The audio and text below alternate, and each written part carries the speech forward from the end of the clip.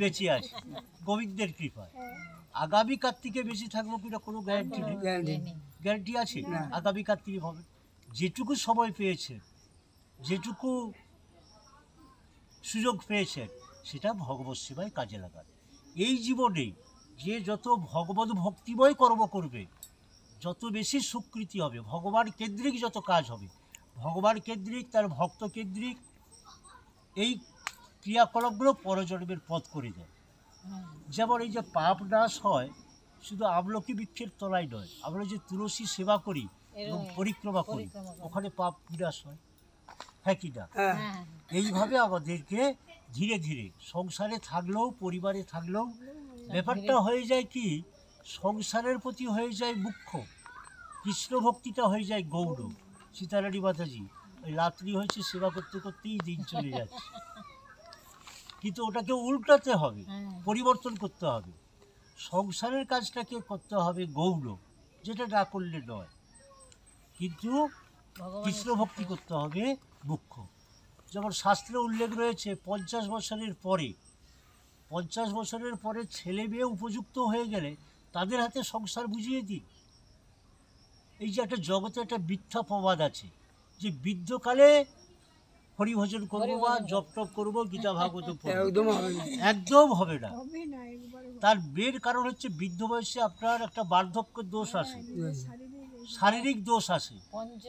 আবার কি ওটা দোষ থাকলেও না হয় কষ্টে কষ্টে লাঠি ঠুকে ঠুকে না হয় ভাগবত ক্লাসে, ভাগবত পাঠে যেতে পারবে, কিন্তু ছেলে বউবার অধীন হয়ে গেলে তো সেখানে তো একদম পা বাড়াবেই না। আপনি ইচ্ছা করলেন ওইখানে ভাগবত পাঠ হচ্ছে, এই আজকে কার্তিক মাসের কথাটা শুনে রেখে বৈষ্ণবকে একটা দান করবেন 1 টাকা, ছেলে 1 টাকা দাও তো। যদি ছেলে দিতে চায়, বউ মাসের দিক থেকে রিমোট কন্ট্রোলে টিপে দেবে, যার দরকার, কি দরকার টাকা, ওই 1 টাকা দাও, আমার ছেলেকে দেবো, ও বরং ফুচকা কিনে খাবো। এই কথা একটা সামাজিক বাস্তব। ওই জন্য প্রহ্লাদ মহারাজ শিক্ষা দিচ্ছেন, যেই মুহূর্তে বুঝতে পারলেন যে এই মনুষ্য জীবনটা দুর্লভ, এই গাছপালা পশু পাখি আমরা হয়ে হয়ে এই মনুষ্য জীবনটা পেয়েছি, এই জীবন পরবর্তীকালে পাবো এমন কোনো গ্যারান্টি নয়, 1 নম্বর। 2 নম্বর, যে সংসারকে নিয়ে আপনি বেঁচে আছেন, স্বামী পুত্র ছেলে মেয়ে, এই সংসার আপনার পরবর্তীকালে যাবে? এই স্বামী যাবে, এই ছেলে যাবে? কেউ যাবে না। কেন? যে যার কর্মের ভিত্তিতে। আবার দেখুন, ভগবত ভক্তি করলেও, যেমন আমি করছি, আমার স্ত্রী করছে, কিন্তু দুজনের ভগবত ভক্তি মাত্রা কিন্তু এক নয়, মানসিকতা কি এক না। যেমন কৃষ্ণকে পেয়েছিল দেবকী বসুদেব, কৃষ্ণকে পেয়েছিল সন্তান রূপে, তারা কি করেছিল, 3 জন্ম তপস্যা করেছে, তারপরে কৃষ্ণকে পেয়েছে। 3 জন্ম পরে। আবার তপস্যাটা কিরকম, স্বামী যেরকম করছে স্ত্রী সেরকম। স্বামী না খেয়ে পাহাড়ের উপরে 1 পায়ে তপস্যা করছে, স্ত্রী তার সঙ্গে, কলিযুগে আদৌ হবে না। স্বামী স্ত্রী মানসিকতা কি এক? একদম না, কোনো মতেই নয়। স্বামী যদি এদিকে যায়, স্ত্রী অন্যদিকে। ভক্তিপথে থেকেও আপনি দেখবেন আমাদের যত গৃহস্থ ভক্ত দীক্ষিত হয়েছে, মানসিকতা কি এক?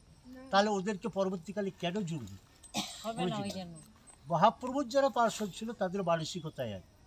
যেমন শিবাস ঠাকুরের গল্প শুনেছেন, ছেলে মারা গেছে, শুনেছেন?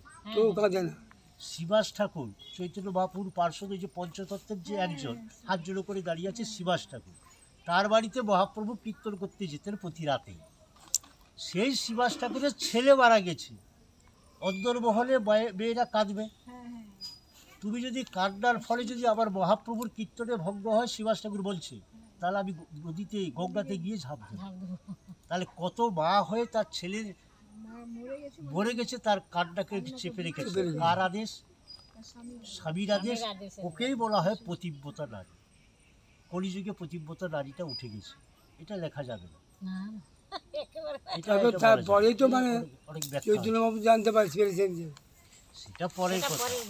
সেটা পরের কথা, কিন্তু ওই যে শোকটাকে সম্বরণ করা,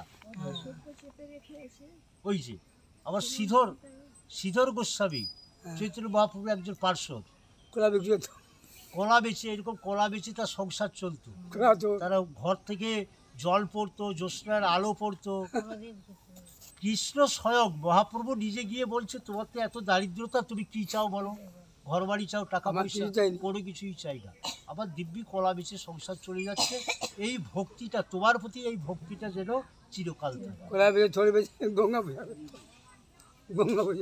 তাহলে ভক্তিটা কত মহত্বপূর্ণ।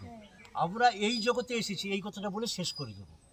এই যে জগৎটা গীতাতে বলছে, এটাকে হচ্ছে দুঃখায়লম।